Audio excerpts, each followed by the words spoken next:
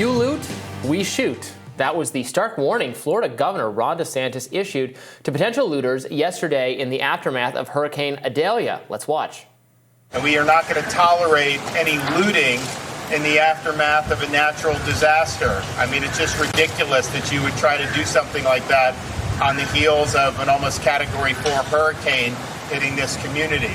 I'd also just remind potential looters that you never know what you're walking into. People have a right to defend their property. This part of Florida, you got a lot of advocates and some proponents of the Second Amendment. And I've seen signs in different people's yards in the past after these disasters. And I would say it's probably here.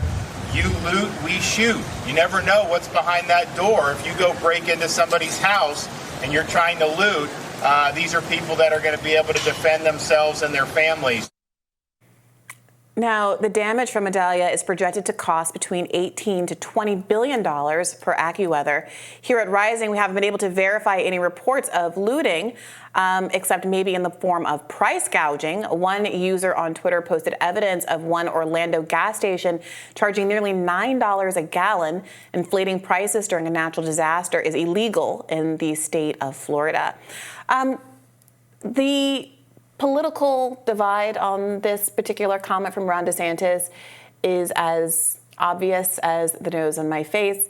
Obviously, there are people who are concerned that what DeSantis has said is giving folks permission to murder people on the basis of an activity which history has shown is incredibly subjective. I think we have some photos of what happened in the wake of Hurricane Katrina where photographs of white people who seem to be getting food from stores were described as a couple finding supplies or trying to survive and foraging, whereas black people, here we have the two photographs doing the same thing, were described as looting.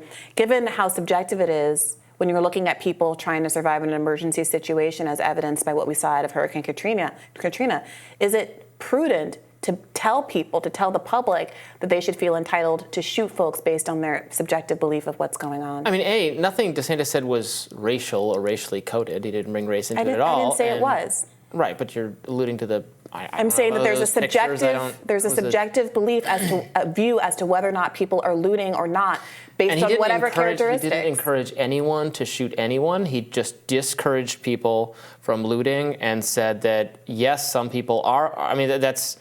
Wasn't what he said substantially, like, totally true, all of it? That people are armed and people do shoot back sometimes, and this is a situation to avoid by not looting. I mean, again, we haven't seen evidence that people are looting. I don't know that looting post-natural disaster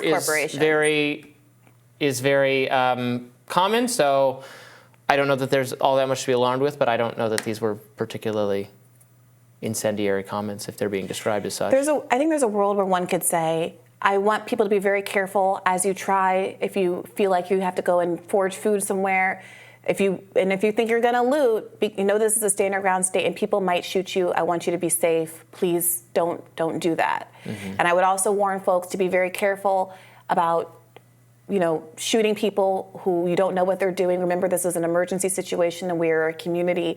Let's all try to get through this together. But he didn't say that.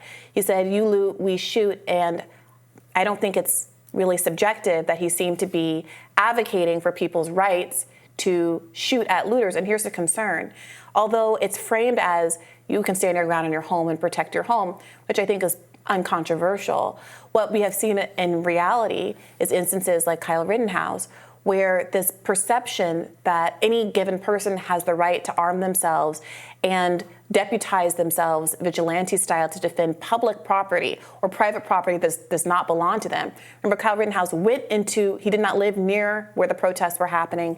He went into the city and articulated a desire to defend the businesses there that were not his businesses and had no relation to him, and ended up killing 2 human beings in that context. Now, he was acquitted of his crimes, but that doesn't bring those 2 human souls who are dead in the ground back to life. And one has to wonder what kind of rhetoric would encourage people from not doing the kind of thing that would end up in the loss of human life.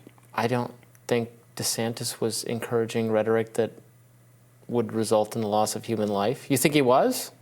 Yeah. Well, I mean, he was quoting signs that, I mean, these signs exist anyway, right? This is very different than, he was reading signs that he said he's seen around and warning people about that. Yeah. Well, I don't know what else to say about it. I don't know. It seems to me that the role of a governor and a leader should be trying to prevent loss of life from people starving. But that is what trying he's to trying prevent to do. loss of life from people shooting, trying to discourage any kind of behavior that would jeopardize the integrity of a community and people's lives. And I don't think that this is it. I don't think that this is it. And it's a real shame. Speaking to the reality that you live in a state where there are stand your ground laws is a very different thing from articulating a moral value that it is bad when you shoot people. And I'm going to say something extremely radical. That is, it is worse to shoot someone stealing food than it is to steal food. I'm going to say something even more radical than that. It is worse to shoot someone stealing a TV or non-essential item, just genuinely looting and taking advantage of a tragedy. It is worse to shoot that person than it is to steal a TV. And I am pained by the reality that that is, in fact, a radical statement, and that in the United States of America, many people genuinely feel that someone else's bad behavior justifies what, in every kind of religious tradition I know, is the worst behavior that a person can engage in, which is taking another person's life. Yeah, that is a radical I mean, I don't think most people recognize that you are not forced to be the victim of crimes. You don't need to sit idly by and be robbed and abused and so on. Maybe you'd feel differently if your TV was being stolen, but the people who have that experience don't need to just put up with it. And it's not society at all if nothing is done to prevent people's valuable possession. I agree that you don't shoot someone for stealing like a cube of cheese from you or something, but you have every right to. That's the whole point of some of these stand the ground laws, that it's not about. They don't give you that right, the stand the ground laws. So if someone's coming onto your property, you have the right to shoot them. That's the whole point.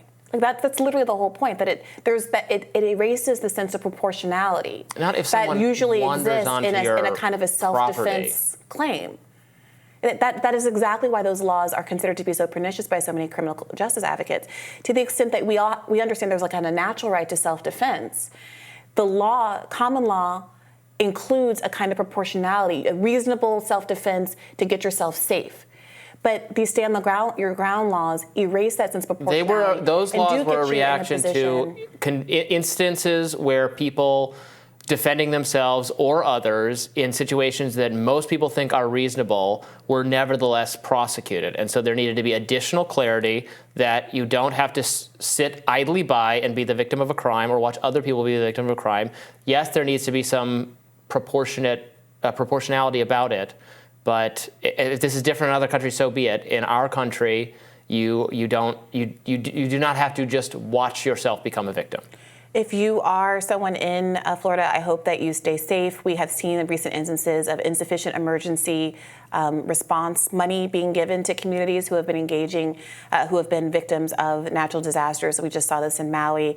I hope that people are able to find food and resources to keep themselves secure. If you do wander out into the streets, I hope you keep yourself safe, because you do live in a state where there's a lot of broad latitude for people to shoot you without there being any criminal penalty for doing so, and that's all one can hope for, is that everyone stays safe in the context of this tragedy. More Rising for you right after this.